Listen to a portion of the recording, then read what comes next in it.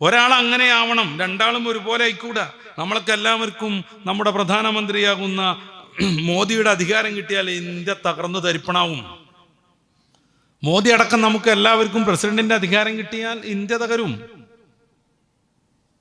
ഒരു സ്കൂളിൽ എല്ലാ അധ്യാപകന്മാരും ഹെഡ് മാസ്റ്റർ ആയി കഴിഞ്ഞാൽ ആ സ്കൂൾ തകരും.